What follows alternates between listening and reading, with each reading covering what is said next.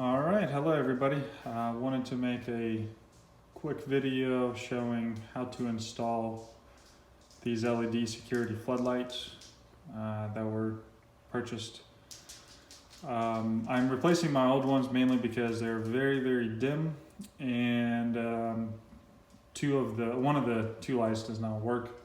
So I thought this might be a good option to be able to swivel into any direction that I want and be able to cover most of the yard. Some of the first things first, make sure that you trip the circuit breaker, turn it off. That way you don't take any chances of electrocuting yourself, and making sure that the power is killed. Test it out. Obviously we can do with a light switch and a current reader to make sure that there's no current going, there's no live wires. That said, the tools I would recommend using for this is just a box cutter. This is mainly just to open the box, so nothing to do with the installation. Phillips screwdriver. Directions called for a flathead, but I've never used a flathead. Wire strippers. I think there might be a situation where you need to strip the additional wire or make it a little bit longer than what it is from manufacturer. Instead of a Phillips screwdriver, of course, you can always use a cordless drill. It makes it a little bit faster. And the pliers, one of the swivels that I'll show here in a little bit is hard to turn by hand, which is not a bad thing because that's the locking mechanism that prevents the lights from tilting up and down. So I just found a pair of pliers to turn the actual nut, to loosen it a lot easier than trying to do it by hand. So anyway, hope you enjoy the video. So unboxing this, pretty straightforward.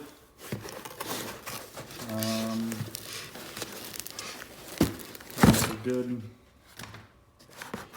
job packing everything in. Here's the light fixture.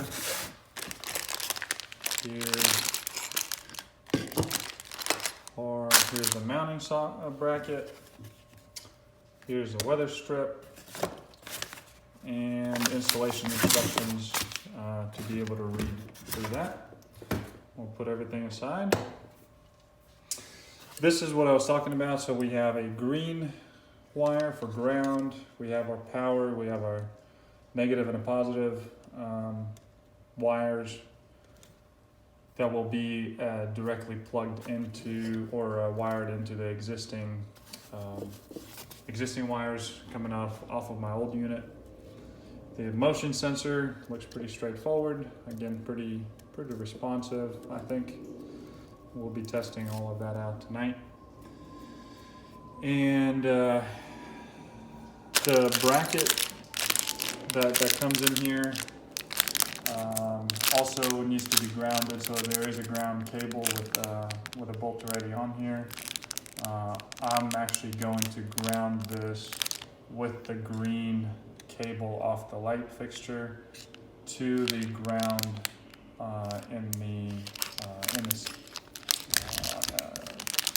that the existing light is already using, because I don't think there's actually another way to ground just this bracket by itself. I think it comes with everything else, so pretty straightforward.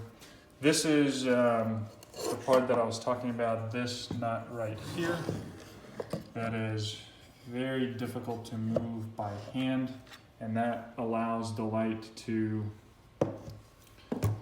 articulate up and down. So that's what I use the pliers for, to be able to turn that and make it a little bit easier. So I went ahead and loosened this nut right here to be able to swivel this up and down. And actually what I've noticed, this might be something helpful, is that this articulates up, down, left, excuse me, that was out of focus. Up, down, left, right. I'm actually mounting mine under a ceiling instead of in the wall. And I believe what'll be best is to rotate this, and it'll buy a little bit more room. You rotate this up where the controls for the light fixture and the timer is actually facing the ceiling. So again, this is what it would look like. What this will do is it will allow for the light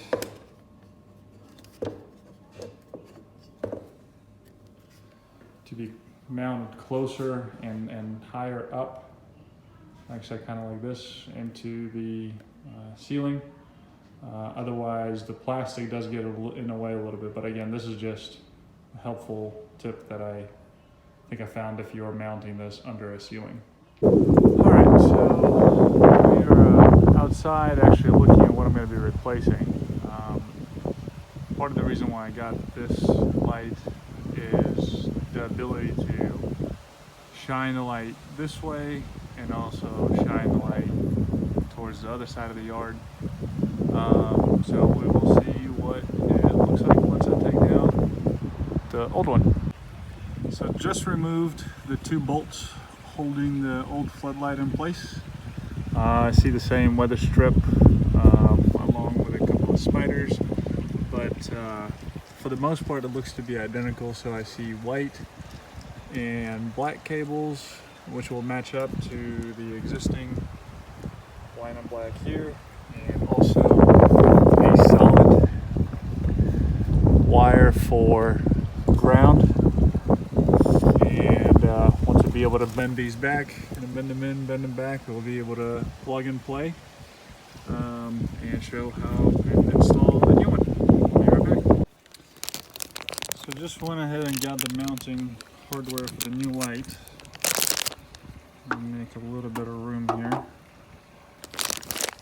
This is old. What I'm noticing is that it is coming with this plate here, which will go in place of the existing holes. And then the light itself will be mounted by a single bolt to this cross member here. Also noticing this does have a ground wire on it as well. It is loose. I am going to ground this to the same exact ground wire right here, right in front of me,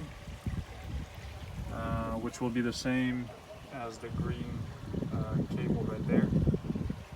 If I am wrong, please leave a comment and let me know what I need to do or how this needs to be grounded. I don't see anywhere else that this bracket can be grounded.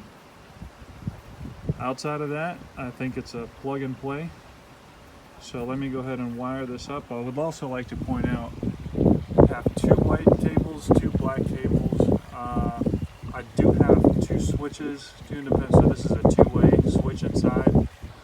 And that's the reason why there are 2 of those lights. So I'm gonna go ahead and wire this up really quick and show you how it's wired up and go from there. Start off with showing how to wire this. So you want to go ahead and take this, and try to do this with one hand while still showing a good video, and wrap this around the existing cable, and then you will take one of these orange connectors and be able to screw it on clockwise, just like you would normally put in a screw or bolt or anything of that nature. And you'll go ahead and screw that on, and you will do that for every connection. Like I said, this is just for the bracket. I'm going to do that first and then mount the bracket and then come back and do the rest of the light.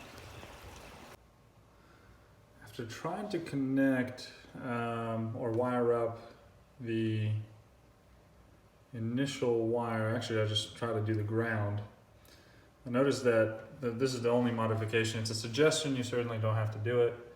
From the manufacturer, they're already pre-stripped, and felt like it was a little short to be able to get a good wrap around the cable, so I just went ahead and used some regular wire strippers and extended it out just a little bit, as you can see on a ground cable. So I'm going to do the same for the white and the black, and then go back out there and install it. Also, it does help to have a helping set of hands for somebody to hold the light up while you are twisting the cables together and wiring everything up. That way the light is just not hanging by one cable or not being held up. If you don't have a good set of hands, just take your time and be careful, but it certainly helps. All right, we're all wired up. Like I said, I'm just kind of holding this up. I don't want to let this hang here by the cables. I do have the bracket right here that I'm about to mount. I'm gonna tuck all the wires in first, and then mount the bracket, so that way the wires stay above the bracket and it stays nice and clean. Also, make sure that once you wire this up, and I'll try to show this before putting the light on with the final bolt, to make sure you leave the wires, kind of wrap them around and make sure the middle of the bracket is clear, so that way when the bolt goes all the way in, it doesn't nick the wire, it doesn't cut it, doesn't go into it and cause potential damage. So I did also reuse the red. So these cable connectors, the red ones are slightly bigger than the ones that the box came with, these 3 original orange ones. So that's really the only other change that I had, but so far it's going pretty good. All right, so we're all wired up. This was a little bit of a pain to do by yourself, mainly because this is being mounted upside down with one set of hands. Like I said before, I would highly suggest, if you have help, to definitely have them out here. As you can see, everything is tucked away. The bracket is mounted in. You can actually adjust it up and down, actually left and right, however you like to. Center it a little bit better. In fact, I'm probably going to do that, but I actually wanted to run the bolt that is going to hold the light fixture on, the single bolt right here, and just wanted to make sure that it's actually not cutting through any wires and it has a clear path all the way around, all the way in. So looks to be okay. It doesn't look like it's going to nick anything. So I am going to put the camera down and try to finish mounting it up. All right, mistake number 1, something that I completely forgot to do, is, I'll let this hang by the wires for a second, is install the weather strip. Definitely install this before you wire anything up. So put it through the wires, let it rest on the base of the light fixture. Because now I either have to take it all apart, or I'm going to go to plan B, which is just make a cut straight across, fold it, and fold it around the lights, the wires, and it's going to have to do. The light is actually now being held up by the bolt, and as I previously screwed it in, it actually doesn't go in all that far. I mean, this is just about 2 or 3 threads in before I thread it all the way in. But like I said, the base is actually thicker than I thought. The bolt is plenty long, so there's no issues. But that's just to be not as concerned as I was originally about hitting any of the cables inside. Also, as I'm looking at this, realize it is a black light with the white weather stripping. Not really sure, maybe they need to change that. That's a suggestion for them. But as you can see, that's where I made the little cut to make it to get around the cables. But yeah, I would either make that brown or black. Not really sure why it's white, but I'm sure with weather it'll probably turn gray and brown pretty quick on its own, so not too worried about it. Just something that could be improved. Once everything is tight, the bolt is in, it actually does feel very sturdy. I didn't know how I was going to do with one bolt, but this thing is not going anywhere. The installation kit does come with this rubber plug that is weather and dust proof. So essentially push that in to cover the whole of the bolt, and you are ready to go to actually adjust the light as needed to whatever position you would like. So I'm gonna go ahead and play with that. This does have the settings as to timer and range, how you want this to operate. So I'm actually going to play with that and see how it looks. All right, so here it is. Here's the finished product. Installed pretty easy. I've actually just been messing with the settings, playing a little bit.